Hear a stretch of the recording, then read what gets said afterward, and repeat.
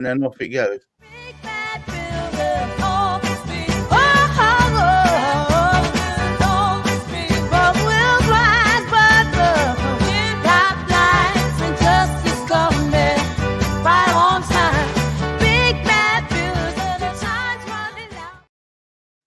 Welcome and bienvenue. I hope you enjoyed our Big Bag Builders theme tune.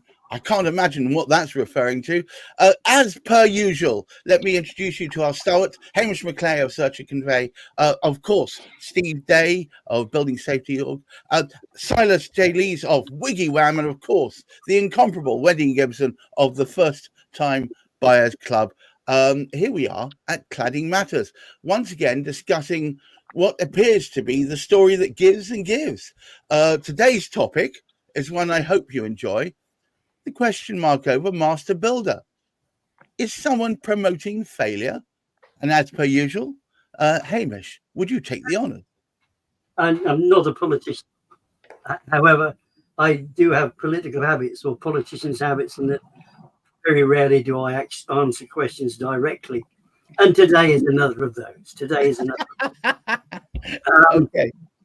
Interesting to note, there's so much information coming out about what is going on within the building sector, within the industry, what's happening with property.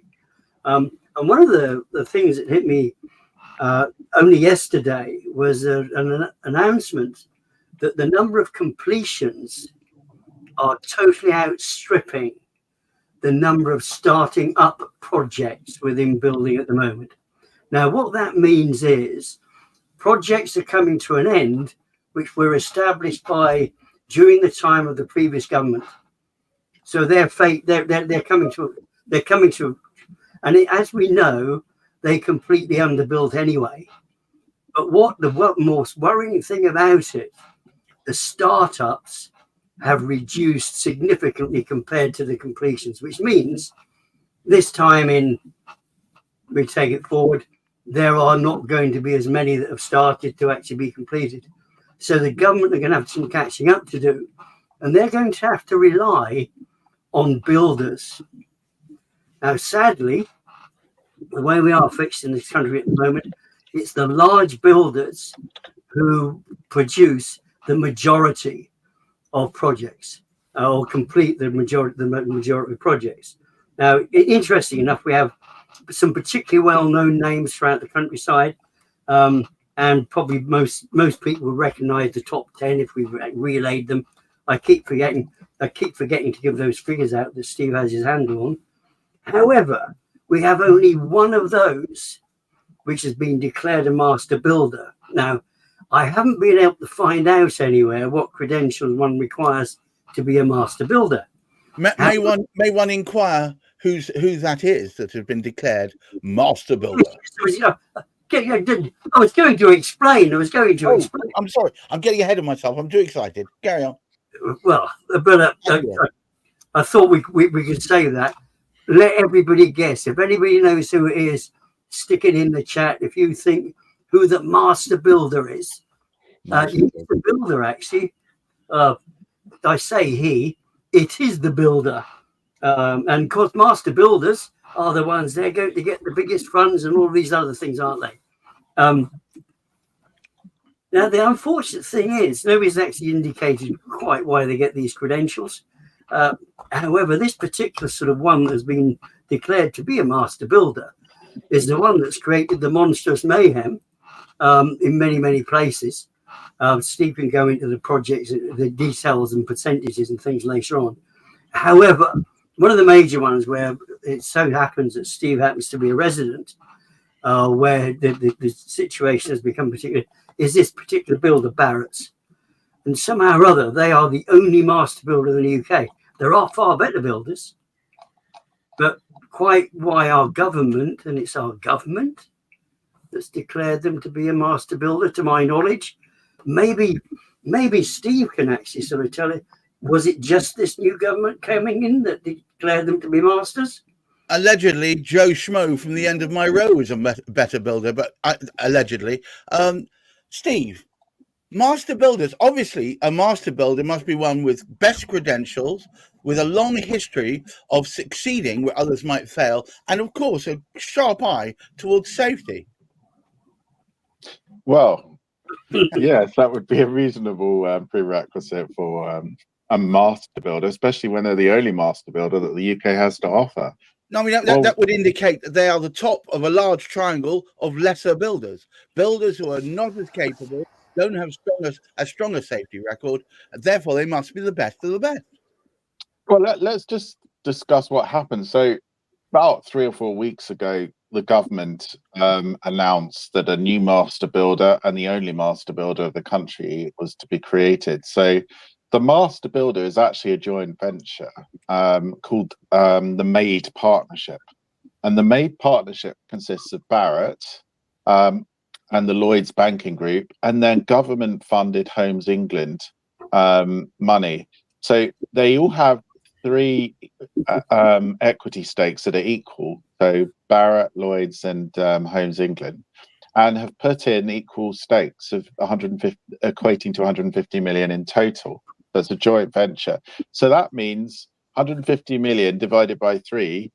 You know, a third of that money is coming from the taxpayer to help Barratt.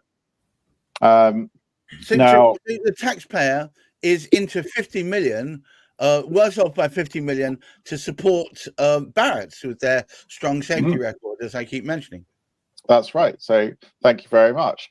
And also the purpose of the partnership, and there is a side to it which is, you know, important, and that there is a need to build new homes. But the point is, why do you need only one master builder? Why can't this be shared with, you know, a number of master builders? And to give the description, it says that MAID will act as the master developer, meaning it will oversee and manage the development of large projects, including overall vision and strategy. We'll come to that. That will handle planning, installing primary and community infrastructure, and ensure robust log stewardship is in place. And interestingly enough, isn't this an implicit monopoly that they've created here?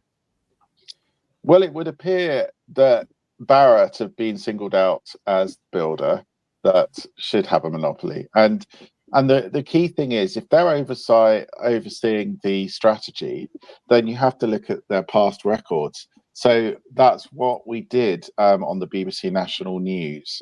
We had a look at the government remediation contract data that was that gives a picture of just how well they're performing with the 11 to 18 meters and the 18 meter plus buildings that they have. What they found was 1 in 3, and this is government data, 1 in 3 Barratt built blocks of flats have critical defects, so they're life safety critical. That means they put your life at critical risk, not just partially at risk or a small amount of risk. Critical risk, 1 in 3. So I don't think of any other industry where a 1 in 3 life safety critical defect rate would be acceptable. But that's what we've got here with Barratt. Now, you know, to be fair to Barratt, they aren't the only one. We've got the worst offender at 77%. So over 2 in 3 buildings could put your life at risk. And that's Taylor Wimpey. Crest Nicholson sits in between.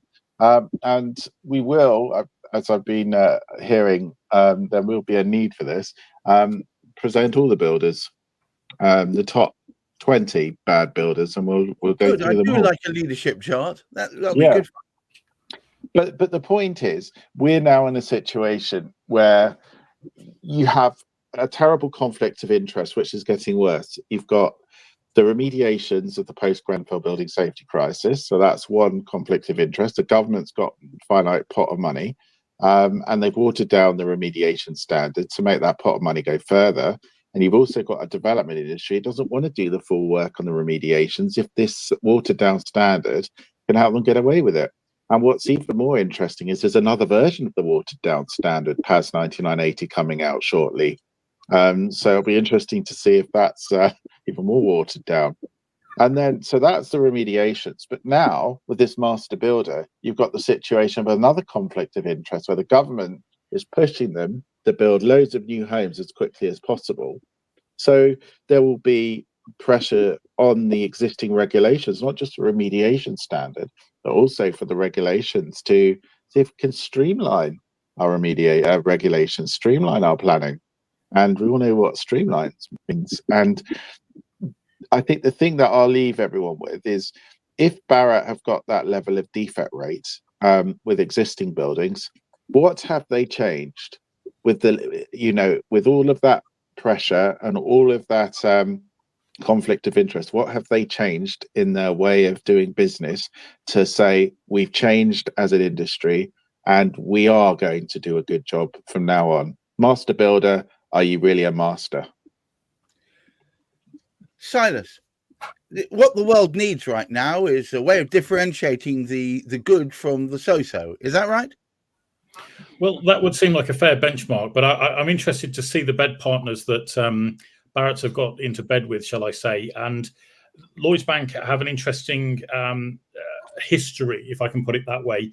I do believe, off the back of the 2008 banking crisis, just to piggyback on what Steve said a moment ago, that Lloyds Bank is majority owned by the British taxpayer, after the government stepped in to stop Lloyds Bank from falling over and failing. So first of all, the taxpayer is more heavily invested in this scheme than we are led to believe, although it's dressed up in a slightly different way. Secondly, there is a very strong evidence of asset stripping, which was evolved from a case from Reading HBOS, where there were 7 bankers that were jailed several years ago for asset stripping businesses and homes of people in a very corrupt manner. And to the best of my knowledge and ability, that is still going on. And there is evidence, I believe now, allegedly, of over 10,000 cases of business owners and homeowners having their homes stripped away from them by that particular financial organisation. So the bed partners of the two seem quite interesting to be forming this relationship with, in order to take on the very important role that Steve's outlined, which is to provide homes for the masses across the UK. And the benchmark that most people would say, oh, they're a master builder, therefore they must be good, I can put my faith and trust in that organisation, on the surface seems to leave a lot to be desired. So their past could be described in the same way as my chess set, which is checkered. Wendy, in this world of uncertainty, isn't it good to know that we have one master builder that we can look to get the majority of these new homes built for all those hungry first-time buyers you represent? I am quite concerned about the fact that there's only one single master builder that's going to be have this accolade, one developer that's going to have this accolade of master builder. The government over the years has spent so much time waxing lyrical about the fact that there is far too much reliance on too few house builders, and not enough attention, not enough focus is placed and support is placed on smaller developers, building them up from small to medium-sized businesses and medium-sized businesses into larger businesses, to take the pressure and the competition away from the large house builders. And unfortunately, it feels like all of that good work that's been done, all of that effort to try and build up and create more competition in the market is actually being torn apart by this whole announcement of Barratt being declared the state's government master builder. I suppose we should thank goodness it's not Taylor Wimpey with their 76% failure rate. Only 1 in 3 will die. Hooray! Hamish, what the hell's going on? It's actually rather difficult to understand, because just recently, when Barratt came up and wanted to take on their the other company who were performing worse than they were in terms of their safety record, they were reported to the CMA as being suggested that maybe we were bringing together, two big builders, which in actual fact was going to minimise the competition. Now, the CMA said it was perfectly all right. They had no objections whatsoever, and they've actually sort of passed it, which in fact, when you look at what Wendy was just saying, this is the big challenge. And we know, because we have a great expert who speaks very often in terms of, it's a shame we haven't got here today to actually sort of speak and put the detail in. But when we actually have Michelle coming on, Michelle Carr, she knows a great deal more about the builders because she champions the smaller builders. So she has a far better level of knowledge. And I think this is a challenge. And this is what's happening in many aspects of sort of conveyancing. It's happened competitively in the area which we work specifically as a company. I'm not promoting that, but I'm just sort of saying it's the big companies which are causing the disruption, which have the money. They have the money to be able to press forward certain things. And if they aren't actually regulated much more firmly, particularly within the building industry, I think we do have this major concern. What is going on to ensure that, in actual fact, with all this building that needs to take place, when we look at it, probably something like 60% of it needs to be flats. It needs to be in those sort of lot higher sort of buildings. We've got to sort out what's going on. We've got to put some regulation in there. And the problem is with one single master builder who's been outlined at the moment, we know they're not the worst. As Steve very, very kindly, it's not like him to actually say this. You let Barrett off the hook a little bit there, but they're not the worst. They don't have the worst record. But to nominate them, it's not a very high bar, is it? Okay. All right, but that does concern me. That this the absence of competition and fair competition, I think, is the most important one, because it's not just to do with the quality of build; it's to do with the quality and the way in which if you like, this funding goes together to help out Barrett's. And I think Silas pointed out to it, this gets more worrying, doesn't it? Where's the money coming from?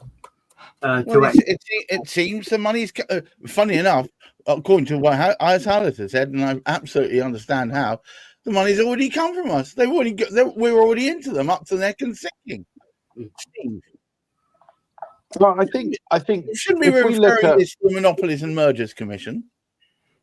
Well, potentially. I mean, I think the problem is the government are aware, and this is the point that we've been raising over the last 4 years of my campaign. The government are fully aware that these builders have cut corners with people's lives. And we have a fundamental societal question here.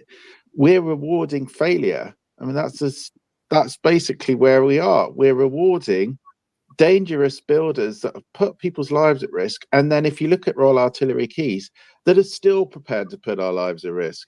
You know, they've been caught red-handed by the cladding manufacturer that's condemned 16-story, highly combustible EPS installation that is flawed, put plastic instead of metal fixings in each fire break. It's pretty flawed, that. Now, they, on top of all of that wrongdoing, putting our lives at risk for 22 years, are basically going against the fire brigade's advice and leaving combustible material on fire stairs, our only means of escape. And whenever we raise it, they shut us down, they mute us on the calls of residents. They basically misrepresent, by the sounds of it, the government to say they're supporting the individual plan of RAC when the government themselves aren't, and have said that to Inside Housing. So it's just not true. They do anything to basically stop us getting safe homes, all to save £250,000 as costed by Capital, our project manager. So really, they've got cold hearts and a malicious intent, I think, with us here, because all they want to do is to save money, but really they don't want to give an inch to me. That's what it is. It's personal. I think you're right. And, they don't. Silas, it must make your life, because you're championing parts of the industry, must make your life even more miserable. Well, it certainly presents complications, Gareth, and I'm very grateful for this series, because until I started getting involved with it, I didn't realise the full extent of the problems. I mean, I've had experience of being on site as a project manager and seeing the shenanigans that goes on, and that's a word I'll use lightly.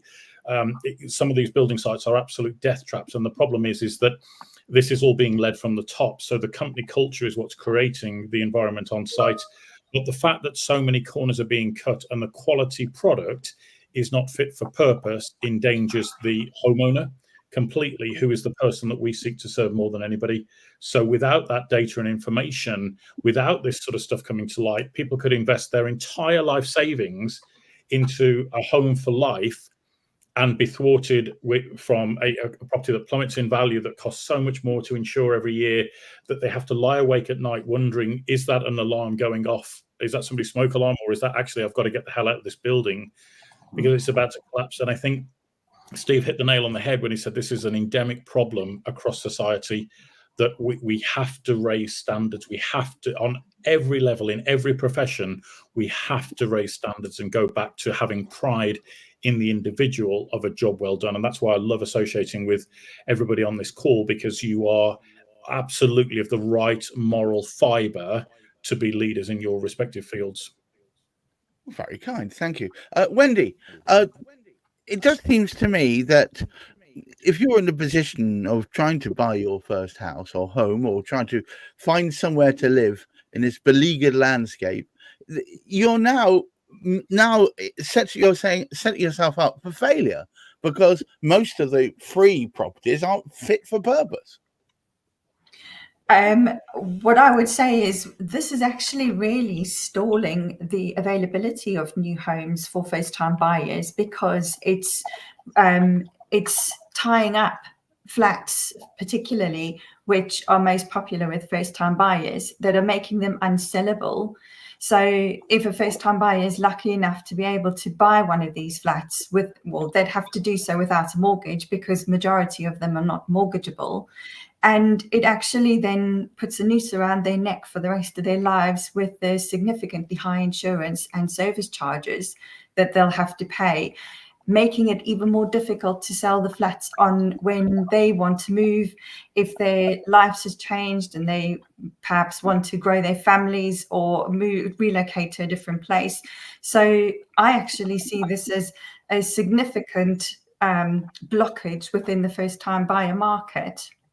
Yes, what we need is to declog this damn market by rectifying these ridiculous situations in the first place. Hamish, would you care to take us home? Well, I think it comes back to the basis of what we're trying to discuss today. What makes a master a master? And it was something which we would feel, all of us, if somebody said, here is a master craftsman, we would expect the best of the best to be able to do that. We've selected one out of all of the, I don't know how many building companies there are in the UK, particularly the medium type, who are probably the best. They are the best quality. But we put down one master who are not the best example. And they are intertwined with the wrong sort of people. And what standards can we expect of these buildings they're going to be put together? Not just that have created shortages, as Wendy so outlined to us just now, to sort of say, hey, look, people can't move out of their flats because you can't sell them. So that doesn't free anything up, because the normal thing is you buy the property, then you move on to something. You can't do that if it's unsellable. So we've got a challenge with what's coming ahead. What is going to be built? Is it going to be effective?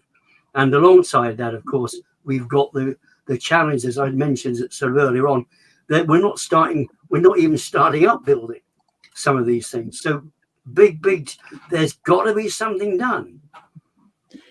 Well, as ever, a topic which is stirring as much as it is divisive. Well, only divisive because one side seems to think they need to do nothing about it, whereas the rest of us, or the majority, seem to think they need to get off their arses, quick sticks, sort out this mess, which would free up locations for people to actually move into, and mean that Steve can finally get a decent night's sleep. Let me thank the stalwarts, of course. Thank you so much, Steve, of course, for living the dream, living the nightmare, and helping us report it. Silas J. Lees of Wiggy Wham, of course, champion himself. Hamish McLay, Search Convey, the founder of this thing. And, of course, Wendy Gibson, for her unique standpoint and knowledge from the First Time Buyers Club.